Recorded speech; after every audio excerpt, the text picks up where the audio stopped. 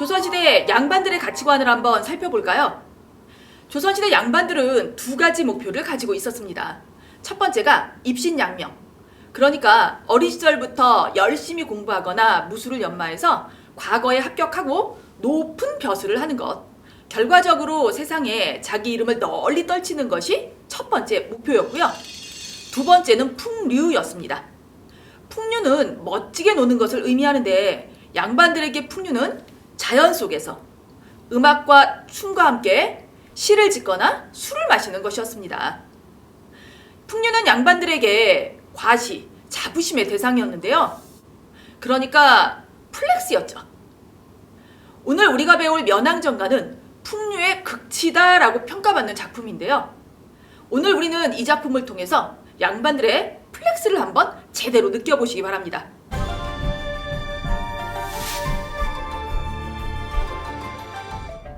우선 이 작품의 특징을 먼저 한번 짚어볼까요?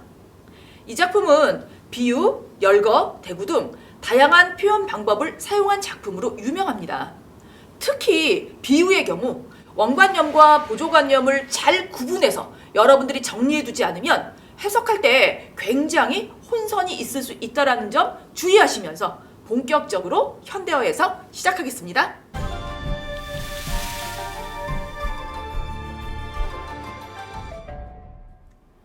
작가 송수는요, 풍류를 제대로 즐기기 위해서 산속에 정자를 짓고 사계절을 보냈다고 합니다. 처음 부분은 바로 이 정자의 위치입니다. 선생님이 지금부터 중요한 부분에 이렇게 색깔 있는 펜으로 체크를 할 거니까 여러분들도 똑같이 체크하시면서 따라오시면 되겠습니다. 읽을게요. 무등산 한활기 매희. 자, 무등산이 보이네요. 정자의 위치를 확인해주는 첫 번째 단어입니다. 무등산의 한 줄기 산이 동다히로 동쪽으로 뻗어 있어. 멀리 떼쳐와 재월봉이 되었거늘. 지금 표현되어 있는 이 부분을 선생님이 멋지게 그림으로 한번 그려볼게요. 무등산 동다히로 뻗어 있어. 동쪽을 얘기하네요. 무등산 동쪽에 멀리 떼쳐와 재월봉이라는 봉우리가 있습니다.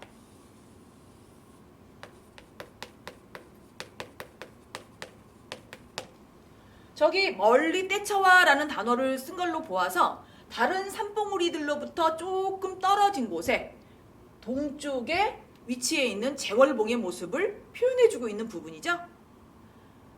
무변계하에 무슨 짐작하노라. 재월봉을 들여다보니까 넓은 들판에 무슨 짐작, 무슨 생각을 하는지. 일곱 구비가 한데 뭉쳐서 무뚝무뚝 버련난다. 재월봉을 가만히 들여다보니까 하나의 봉우리만 있는 건 아니고요. 7개의 구비가 뭉쳐있네요. 가운데 구비는 7개 구비 가운데 가운데에 있는 구비는 구멍에 들어가 있는 늙은 용이라는 단어가 보이죠? 갑자기 작가가 산봉우리 이야기를 하다가 왜 용에 대한 이야기를 했을까? 여기 있는 늙은 용은요, 실제 모습을 형상화해 준 것이 아니라 비유가 사용된 부분입니다. 그러니까 늙은 용은요, 보조관념으로 사용되었고요. 표현법, 비유가 쓰인 거죠. 이게 보조관념이라면 우리는 반드시 원관념과 연결을 시켜주셔야 되는데 여기 있는 늙은 용의 원관념은 무엇일까요? 그렇죠. 재월봉의 모습이죠. 작가는 재월봉의 모습이 마치 늙은 용이 잠을 갓 깨어서 머리를 얹어놓은 것처럼 새겼어 라고 보조관념인 용을 사용해서 표현해주고 있는 부분입니다. 지금 이 부분이 재월봉의 모습을 묘사해주고 있는 부분이죠. 자, 넓은 바위 위에 송죽, 소나무랑 대나무를 해치고 여기에 정자를 지었습니다. 그러니까 재월봉에 넓은 바위가 있는데 소나무랑 대나무를 해치고 여기다 정자를 지었다는 뜻이겠죠? 선생님이 여기다가 정자를 한번 그려볼게요. 멋진 정자를 이렇게 만들었네요. 바로 이 정자의 이름이 면왕정입니다. 작품 제목인 면왕정가는 이 정자 이름을 본떠서 만든 제목이겠죠? 구름 탄 청학이 천리를 가리라 두 날개를 펼친 듯. 여기 듯이라는 단어가 나와 있죠? 듯이 나온 걸로 보아서 비유가 사용된 게 맞고요. 그렇다면 저기 나와 있는 청학 날개는요, 원관념이 아닌 보조관념이기 때문에 원관념을 찾아서 정리해 주시면 되겠죠? 지금 설명하려고 하는 이 부분은요, 정자의 모습을 표현해주고 있는 부분이고요. 그렇다면 청학이 의미하는 건 과연 무엇일까? 마치 구름 탄 청학을 닮았네요. 정자가요. 정자의 이름은 면왕정이라고 얘기했죠. 이 정자가 청학을 닮았다면 청학의 날개를 쫙 펼친 청학이라고 얘기했잖아요. 자, 그러면 여기 있는 날개는요, 정자 모습을 가만히 들여다볼까요? 날개를 펼친 것 같은 부분이 보이시나요? 그렇죠. 지붕이죠. 정자의 지붕은요, 날개를 펼쳐놓은 것처럼 생겼고요.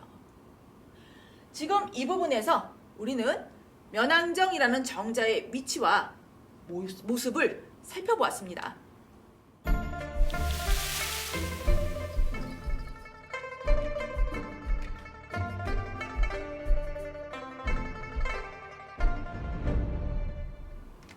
이제 정자 앞으로 가까이 다가가서 주변을 한번 둘러볼까요? 옥천산, 용천산 내린 물이 정자 앞 넓은 들에 오로리 퍼진 듯이 정자 앞을 흘러가고 있는 물을 한번 그려보도록 할게요.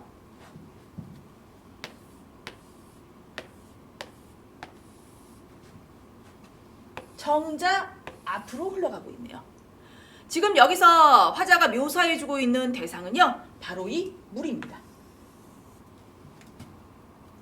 넓거든 기노라 푸르거든 희디마나.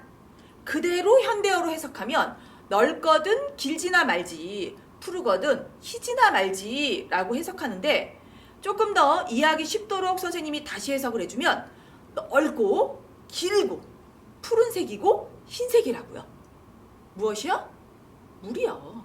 시냇물이 넓고 길고 푸른색과 흰색이 섞여 있는 모습을 묘사해주고 있는 부분이죠. 쌍용이 뒤트는 듯, 긴 깁을 채폈는 듯. 자, 여기서 듯이 쓰였다는 건 비유가 쓰였다는 뜻이고요. 그렇다면 우리는요, 원관념과 보조관념을 연결시킬 준비를 하고 계셔야죠. 자, 쌍용이라는 단어가 나와 있네요. 또 하나, 긴 깁, 비단이라는 뜻이에요. 도대체 무엇이 쌍용, 이 뒤트는 것처럼 생겼고 긴 깁, 비단이 길게 펼쳐진 것처럼 생겼을까요? 지금 물을 묘사해주고 있는 부분이라고 얘기했죠? 그러니까 물이 쌍용이 뒤트는 것처럼 지나가고 있고요. 물이 긴 비단을 펼쳐놓은 것처럼 정자 앞으로 흘러가고 있는 모습을 이렇게 표현해주고 있습니다. 그럼 여기서 잠깐만 선생님이 문제를 하나 내볼까요? 정자 앞에 흘러가는 시냇물은요, 천천히 흘러가고 있을까요? 아니면 굉장히 빠르고 힘차게 흘러가고 있을까요? 힌트는요, 쌍용이 뒤트는 듯 세차게 흘러가고 있는 모습이죠. 비유라고 하는 기본적인 개념은요, 둘 사이에 유사성을 바탕에 두고서 사용되기 때문에 쌍용이 뒤틀고 지나간다라는 이 표현으로 보건대 앞에 흘러가는 시냇물은 굉장히 빠르고 세차게 마치 쌍용 두 마리가 뒤틀고 지나가는 것처럼 흘러가고 있는 모습이니까 이렇게 이해해 주시면 되겠죠. 우리가 가사를 배우면서 현대어 해석이 중요하다고 해서 그냥 그대로 현대어로만 해석을 한다면 이렇게 숨겨져 있는 깊은 뜻을 이해하지 못하고 그냥 넘어가는 경우가 많은데, 반드시 한 번 더 짚어서 깊이 있는 해석을 해주시는 게 필요합니다. 그래야 여러분들이 문제 푸는 게 가능하기 때문에 그렇죠. 어디로로 가느라 무슨 일 배 아빠? 어디로 가려고 무슨 일이 바빠서 지금 물 얘기해주는 부분이에요. 받는 듯 따르는 듯 달려가는 듯 따라가는 듯 밤낮으로 흘러가는 정자 앞을 흘러가는 시냇물을 묘사해주고 있습니다. 무조친 사정은, 자, 사정 이 단어 좀 볼까요? 사정은요, 모래를 얘기해요. 무조친, 물 따라 펼쳐진 모래요. 그러니까 이 시냇물을 사이에 두고서 여기에 모래가 펼쳐져 있다는 얘긴데, 눈같이라는 단어가 나와 있죠? 여러분, 이 눈이라는 것도 당연히 가치와 함께 쓰인 걸로 보아서 비유가 사용되어 있는 부분이고요. 그렇다면 눈, 원관념 연결시키셔야죠. 앞에 나와 있는 사정과 연결시키면 되겠죠. 자, 물 따라 펼쳐진 모래를 선생님이 지금부터 그릴 건데, 선생님에게 이렇게 세 가지 색깔의 펜이 있습니다. 하나는 흰색, 하나는 노란색, 마지막 빨강색이요. 여기다 그릴 모래는요, 어떤 색깔로 그려야지 맞는 그림일까요? 힌트는 눈같이. 눈같이 펼쳐져 있다라는 걸로 보건데, 그렇죠. 흰색으로 그려야 되겠죠? 물 따라 모래가 흰 색깔 눈처럼 펼쳐져 있는 모래랑 연결되어서 이렇게 그려주면 되겠네요. 그 다음이요. 어지러운 기러기는 무스것을 어르노라. 기러기. 세정. 무스것을 어르노라에서 어르노라라는 뜻은요, 사랑을 한다라는 의미입니다. 그러면 이렇게 위에 기러기를 그릴 건데 한 마리를 그려야 할까요? 두 마리를 그려야 할까요? 지금 선생님이 힌트를 줬죠? 어르노라. 사랑을 나눠야 되기 때문에 두 마리의 기러기를 그리면 되겠네요. 한 마리, 두 마리. 앉으락, 나리락, 모드락, 흐트락, 사랑 나누는 모습 좀 볼까요? 앉았다, 날았다가, 모였다가, 흩어졌다가. 지금 우리는 기러기의 연애를 보고 있습니다. 마치 나잡아봐라 연애하고 있는 두 마리 기러기의 모습입니다. 노화를 사이에 두고, 자, 마지막 그림을 그리기 위해 이 단어 체크를 해볼까요? 노화는요, 갈대꽃을 의미해요. 그러니까 갈대꽃을 사이에 두고 울면서 쫓아다니고 있는 기러기의 모습이니까 기러기 주변에다가 갈대꽃을 그려주면 되겠죠. 이제 드디어 그림이 완성되었네요. 정자 앞의 모습을 감상해 보시기 바랍니다.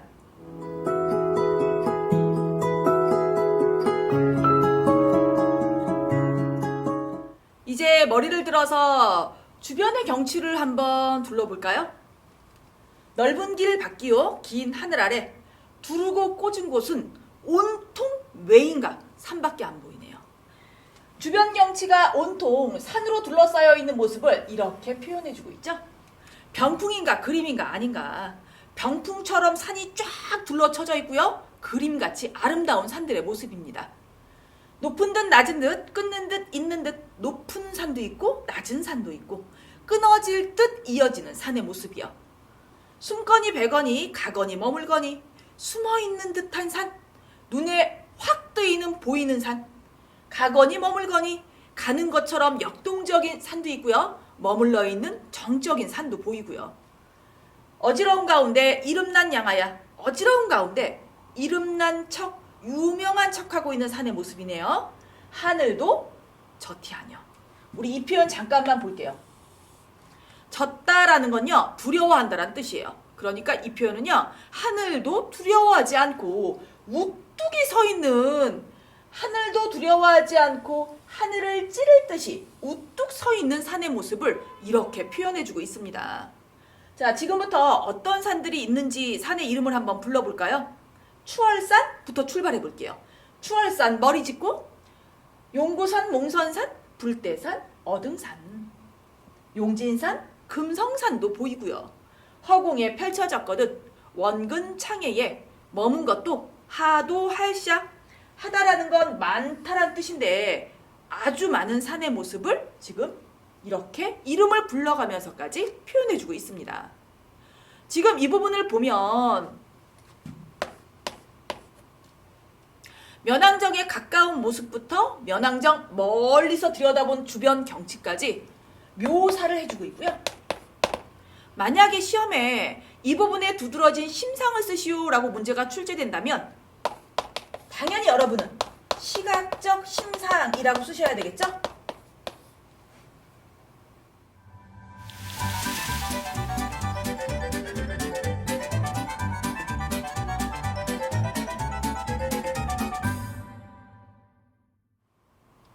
면왕정과는 계절의 흐름에 따라 시상이 전개되는데요. 계절의 흐름에 따라 시상이 전개되는 경우엔 반드시 계절감을 보여주는 소재를 찾아주셔야 합니다. 봄부터 출발하도록 하겠습니다. 흰구름, 뿌연 연화. 연화라는 단어를 해석해 볼까요? 연화는 안개와 노를 얘기해요. 흰구름, 뿌연 안개와 놀, 푸른이 난 산람이라. 푸르스름한 것도 보이는데 그건 바로 산람. 산아지랑이란 뜻인데요. 아지랑이는요, 봄이 되어서 날씨가 따뜻해졌을 때 지표면에서부터 이글이글 이렇게 열이 올라오는 걸 아지랑이라고 표현을 해요. 그러니까 이 산람, 산아지랑이는 봄이라고 하는 계절을 보여주는 소재네요. 이렇게 계절감을 보여주는 소재가 아주 중요하니까 반드시 체크를 해주셔야 된다라고 얘기했죠. 천암 만학을 제 집을 삼아두고 천암, 천개바위와 만학, 만개골짜기 이렇게 낱낱이 해석하지 마시고요. 산 여기저기라고 해석하시는 게 조금 더 편하실 거예요. 산 여기저기를 제 집을 삼아두고 마치 자기 집인 것처럼 남영형, 들명형, 나갔다 들어왔다. 자기 집이니까요. 산 여기저기 자기 집처럼 나갔다 들어왔다. 이래도 그는 지고 아양을 떠는구나. 무엇이 이렇게 아양을 떠는지 확인해 주셔야 되는 거 알죠? 앞에 있는 흰구름, 뿌연 연화, 산남, 산아지랑이가 산 여기저기를 움직이면서 나갔다 들어왔다 하는 멋진 봄의 경치를 얘기하고 있습니다. 오르거니 내리거니 장공에 떠나거니 올라갔다가 내려왔다가 장공 하늘로 떠났다가 광야 평지를 건너가는 모습도 보이고요. 다시 한번 얘기하지만 주체는 앞에 있는 흰구름, 뿌연 색깔의 안개 놀, 산람, 아지랑이를 얘기하죠. 화려한 봄의 경치를 보여주는 부분입니다. 푸르락, 붉으락, 여트락, 짙으락, 푸른 색깔도 보이고요. 붉은 색깔도 보이고요. 옅어졌다, 짙어졌다 굉장히 화려하게 움직이고 있는 산의 모습이네요. 사양과 섞어지어 새우조차 뿌리는구나. 자, 사양은요, 석양을 얘기합니다. 심지어 석양이 되면 주변이 불그스름하게 물드는 거 아시죠? 그 덕분인지 훨씬 더 화려하고 멋진 풍경이 만들어졌네요. 새우, 우자는 비란 뜻이고요. 새우는요, 가느다란 가랑비를 얘기합니다. 심지어 가랑비조차 뿌리고 있어서 주변 경치가 마치 신선세계를 보는 것처럼 화려해진 봄의 모습입니다.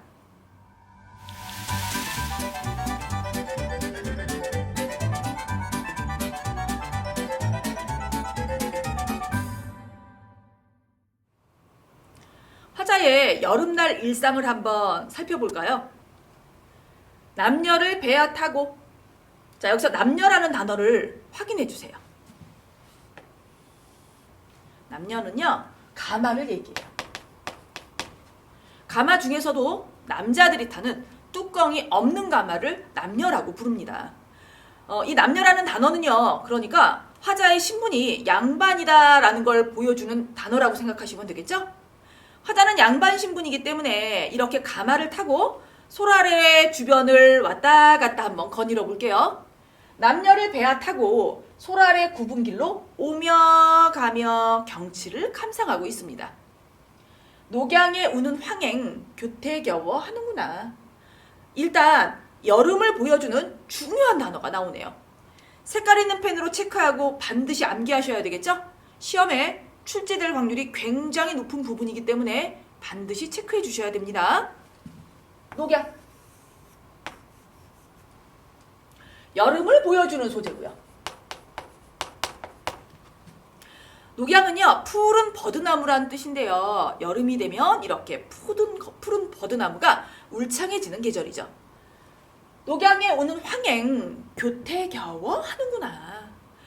또 하나 중요한 단어가 나와 있는데 황행입니다. 황행은요, 꾀꼬리를 얘기해요. 꾀꼬리가 녹양, 푸른 버드나무 사이에서 교태겨워 하고 있네요. 여기서 중요한 건요, 교태겨워 하는구나 라는 이 부분인데요.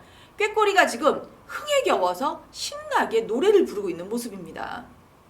하지만 지금 다시 한번 생각을 해본다면 지금 꾀꼬리가 신나는 게 아닐 텐데, 화자가 남녀를 배아타고 주변을 왔다 갔다 하면서 굉장히 흥에 겨운 이 감정을 꾀꼬리라고 하는 새에 이입하여 표현해주고 있는 부분이죠. 그렇다면 바로 이 꾀꼬리를 우리는 뭐라고 부르는 걸까요? 감정이입.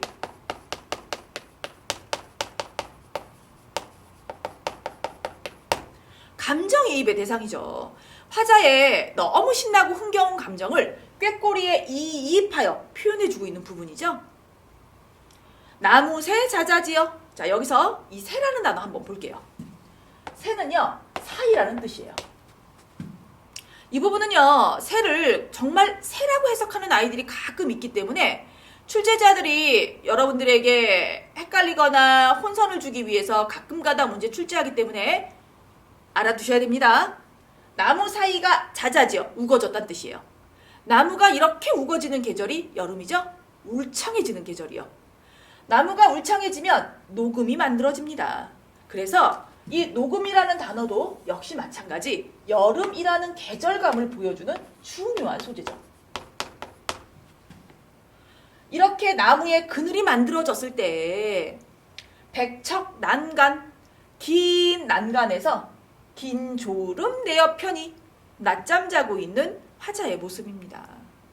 얼마나 한가하고 여유로운지 한번 보세요. 수면의 양풍이야 그칠 줄 모르는구나. 화자는 지금 가마를 타고 백척난간 정자에서 낮잠을 즐기고 있는 모습이 묘사되어 있는데요. 마지막 부분을 보면 그때의 수면에서 양풍, 서늘한 바람이 불고 있답니다.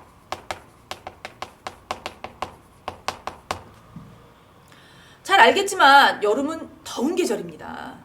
이 더운 계절 화자는 얼마나 시원하게 보내고 있는지 한번 보세요. 백척난간에서 낮잠을 잤더니 이렇게 수면에서 시원한 바람이 불어서 하나도 덥지가 않네요. 여러분 잘 아시겠지만 산속에 들어가면 훨씬 더 온도가 낮아서 한여름에도 시원한 거 알고 계시죠? 그래서 우리가 뜨거운 여름에 피서갈 때 계곡으로 가는 경우가 있거든요. 화자는 지금 이렇게 해서 서늘한 여름을 보내고 있다는 걸 아주 자랑스럽게 표현해주고 있습니다.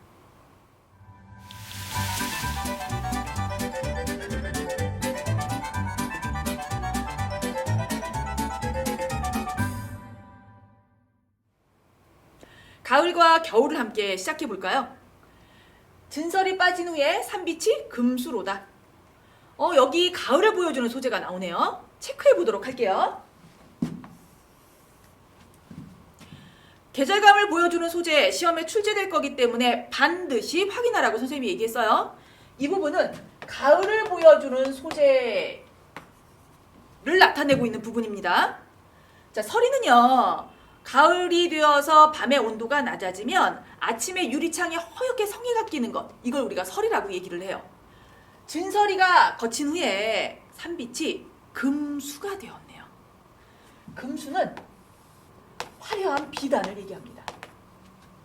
이렇게 서리가 내릴 때쯤에 산을 둘러보면 산 색깔이 비단처럼 화려해지는데 단풍을 얘기하겠죠? 울긋불긋 단풍이 들었네요. 황후는 또 어찌 만경에 펼쳐져 있는가? 황후는 그대로 해석하면 누런 색깔의 구름인데 여기 있는 건 누런 색깔의 구름을 의미하는 것이 아니라 만경, 들판에 쫙 펼쳐져 있는 가을 들판에 가보면 누런 색깔의 물결이 보이는데 바로 추수 무렵의 곡식이겠죠. 누렇게 익은 곡식이 쫙 들판에 펼쳐져 있는 모습을 누런 구름에 빗대어서 비유로 표현해주고 있는 부분입니다. 어적도 흥을 겨워 달을 따라 부는구나. 어적 잠깐 볼게요. 어적은요, 어부의 피리를 얘기해요.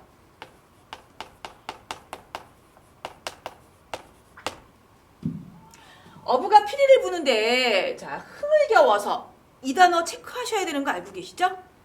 어부의 피리가 흥겨워 신났네요. 달을 따라서 피리를 불고 있는 어부의 피리 소리를 표현해주고 있는 부분인데, 사실 어부의 피리는요, 감정을 가지고 있을 리가 없죠. 흥에 겨워서 신나게 노래 부르고 싶은 사람은 사실은 피리가 아니라 화자겠죠? 그러니까 이 어부의 피리도 화자의 흥에 겨운 감정이 이입되어 있는 대상, 그러니까 감정이입의 대상이다.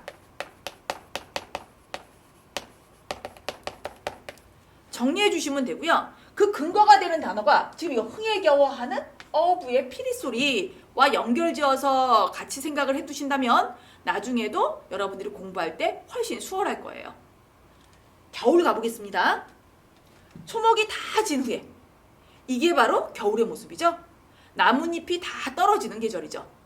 이렇게 나뭇잎이 떨어지면 잘 알겠지만 굉장히 쓸쓸하고 좀 스산한 느낌이 들어요. 나뭇잎 다 떨어진 후에 강산이 매몰되었거늘. 그런데 이렇게 강산이 매몰이 되었지만 조물주는요, 이걸 화려하게 다시 꾸며놓네요. 조물주가 헌사하여라는 이 단어는 반드시 암기하셔야 되는 단어입니다.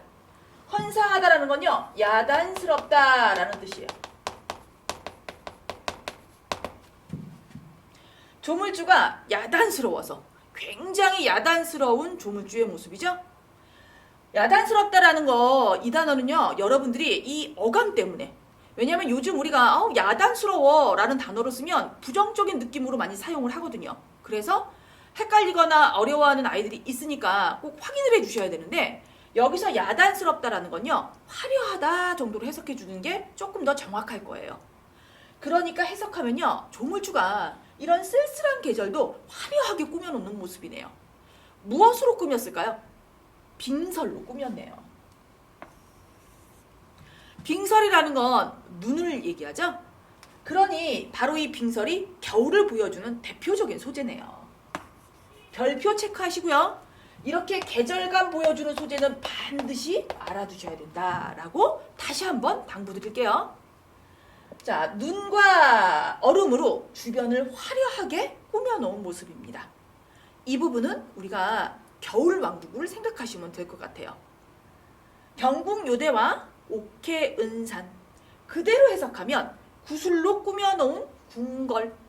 옥해은산, 옥으로 된 바다와 은으로 된 산이란 뜻인데, 주변이 온통 눈 덮여 있는 겨울왕국의 모습을 이런 단어들을 통해서 표현해준 부분이죠. 안저에 버려세라, 주변에 쫙 펼쳐져 있구나. 건곤도 가암열샤, 눈 때문에 가암열샤, 이 분위기가 되었네요. 해석하면요, 풍성하구나. 눈 때문에요. 눈 때문에 주변이 풍성하고 화려해졌네요. 간대마다 경이로다. 경치가 끝내주는구나. 지금 이 부분에서 드러나 있는 화자의 태도 한번 정리를 해볼까요? 겨울이 되어서 굉장히 삭막한데 이렇게 눈이 내렸더니 화려해진 겨울산의 모습을 예찬해주고 있죠.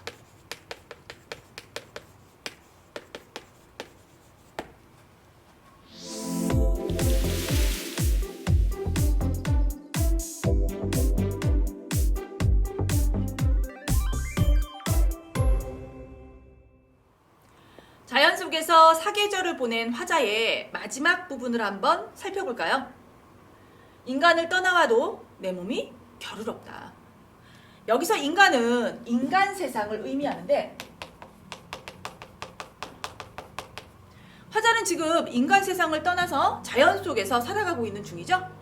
자연 속에서 살아가는 화자가 이렇게 얘기하고 있네요. 인간을 떠나가서 내가 자연 속에 살고 있지만 내 몸은 겨를이 없어. 바빠. 아주 바빠. 여기서 바쁘다는 이 표현은요, 바빠서 너무 싫어가 아니고요, 바빠서 너무 좋아요. 그러니까 자기 자신의 풍류에 대한 강한 자부심을 보여주는 부분이에요.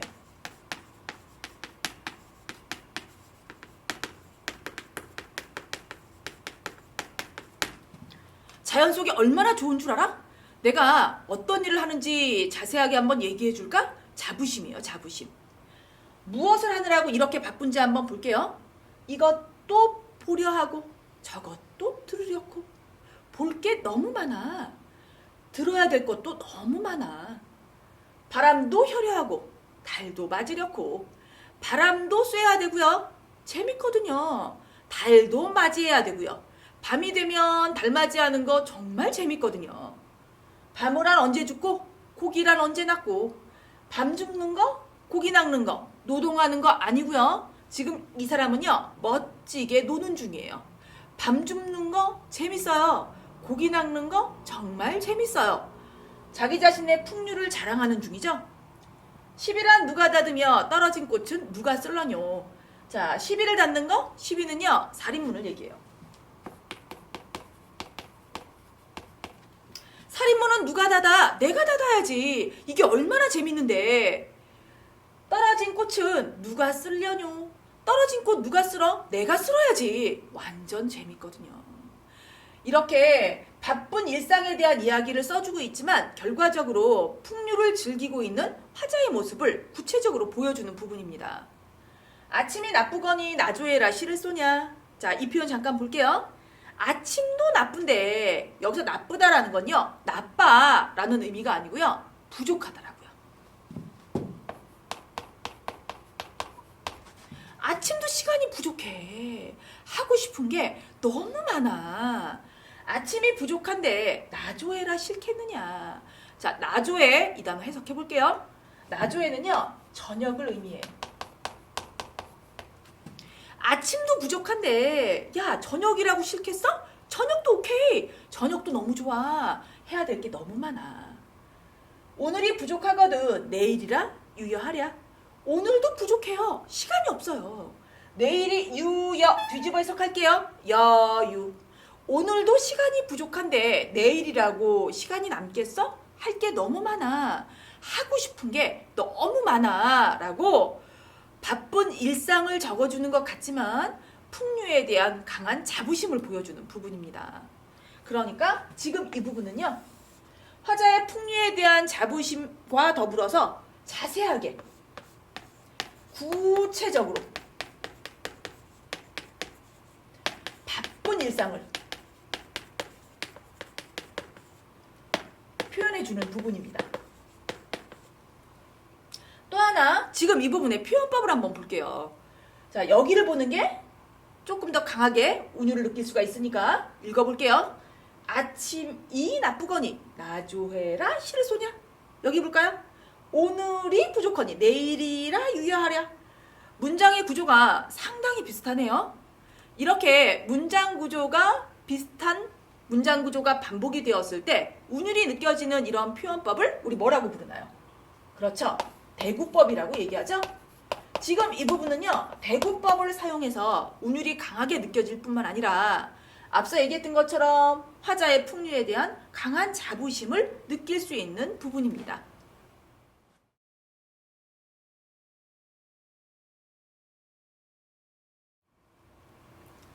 이 산에 앉아보고 저 산에도 걸어보니 번거로운 마음에 버릴 일이 하나도 없네요. 여태까지 바쁜 일상을 구체적으로 적었는데 그 어떤 것도 버리고 싶지 않은 화자의 심리를 표현해주고 있는 부분이고요. 그 정도로 화자가 이 산속 생활에 만족하고 있다는 의미겠죠. 쉴 사이 없거든 길이나 전할이야. 자, 여기서 길이라는 이 단어 한번 볼게요. 사실 이 부분이 해석이 다양해서 조금 어려울 수 있는데 우리는 그냥 참고서에 나와 있는 해석을 그대로 따라 해보도록 하겠습니다. 쉴 사이가 없는데 앞서 얘기했던 것처럼 화자는요, 풍류를 즐기기 위해서 해야 될 일이 너무 많아서 쉴 틈조차 없네요. 그런데 길을 정할 수 있겠어요? 여기 있는 길은요, 면왕정에 오는 길을 얘기해요.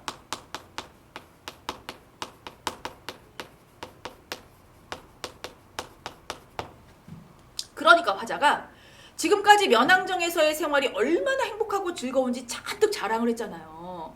그런데 왜 초대를 못하냐고요? 길 전할 시간이 없어서요. 면왕정에 놀러와 하고 길을 알려줄 시간조차 없어서 나 노느라고 바빠서요. 자, 그래서 길을 전할 수가 없네요.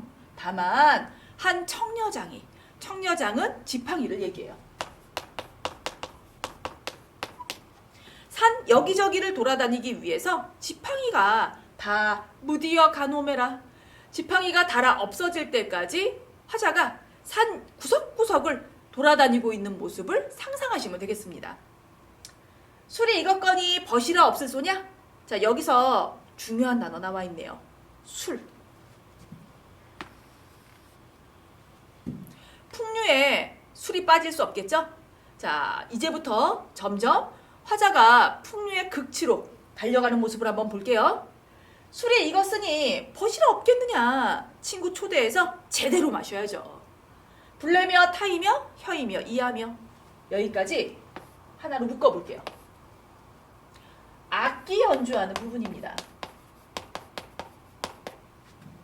술을 제대로 마시기 위해서 음악이 빠질 수가 없겠죠. 그래서 여기저기 음악 연주하는 사람들을 불러다가 이렇게 다양한 악기들을 연주할 건데, 불내며 불게 하며, 타이며 타게 하며, 혀이며, 현악기가 보통 이렇게 켜는 악기죠. 켜게도 하고요. 이하며 악기를 흔들기도 하고요. 다양한 악기의 소리를 상상해 보시면 되겠네요. 온가지 소리로 취흥을 재촉을 하니 악기까지 연주가 되고 술을 마시고 친구들까지 있으니까 점점 기분이 좋아지죠? 근심이 있으며 시름이 붙어 있겠느냐. 정말 평화롭고 행복하게 술을 마시면서 풍류를 즐기고 있는 화자의 모습입니다.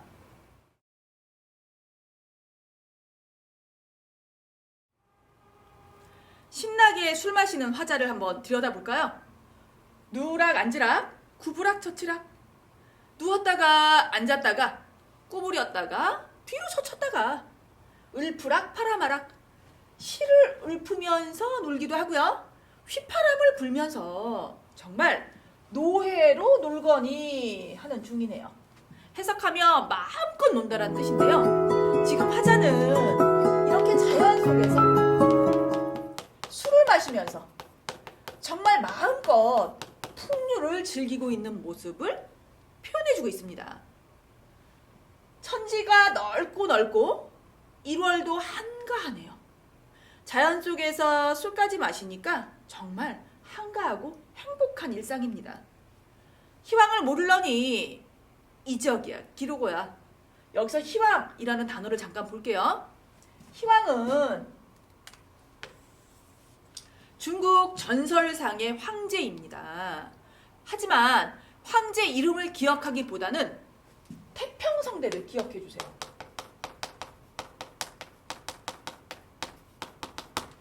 일반적으로 이렇게 고전에서 희왕의 이름이 언급될 때 태평성대라고 해석해 주시는 것이 훨씬 더 해석이 자연스럽습니다. 자, 해석하면 태평성대를 몰랐는데, 살면서 태평성대가 어떤 건지 정말 몰랐는데 이적이야 기로고야. 지금이 바로 태평성대구나. 자연 속에서 이렇게 한가하게 술을 마시니까 태평성대가 되었네요. 신선이 어떻던지, 자, 이 단어도 볼게요. 신선의 삶이 어떤지 사실 그동안 잘 모르고 있었거든요. 그런데 이 몸이 신선 아니야? 나 신선이야. 신선이 된 것 같아. 강산풍월 거느리고, 강산풍월 따로따로 해석하지 마시고요. 자연이라고 해석하시면 돼요. 내가 이렇게 자연을 거느리고 100년을 다 누리면, 100살까지 산다면 악양루 상에 이태백이 살아오다.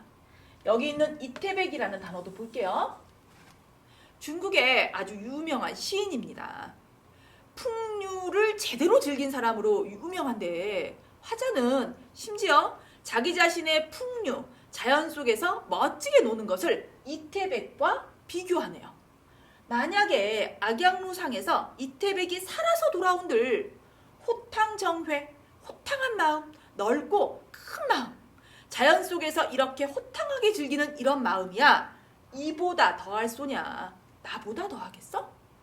다시 얘기하면 이태백보다도 풍류를 잘 즐긴 사람은 나야 라는 이 부분에서 아주 강한 화자의 풍류에 대한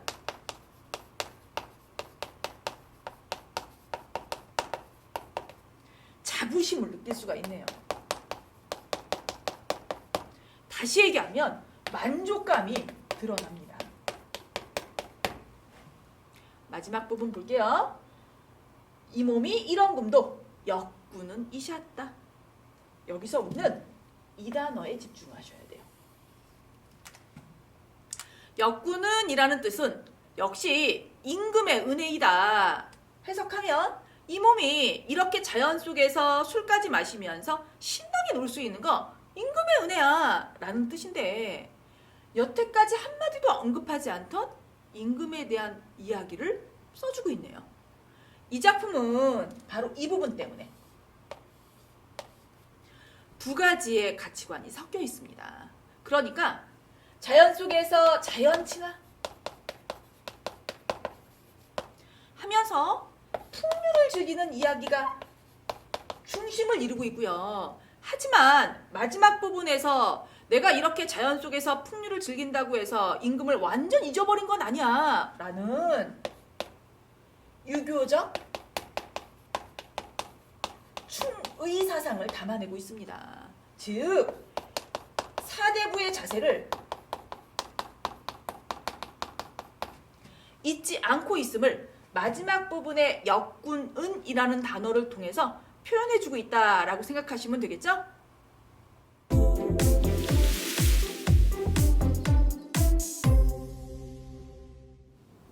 수업 들으시느라고 정말 수고 많으셨습니다. 이제 마지막 한 가지가 남았네요.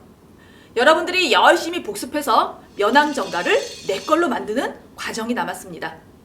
최선을 다해서 복습해 주시길 바라면서 오늘 수업은 여기서 마치겠습니다.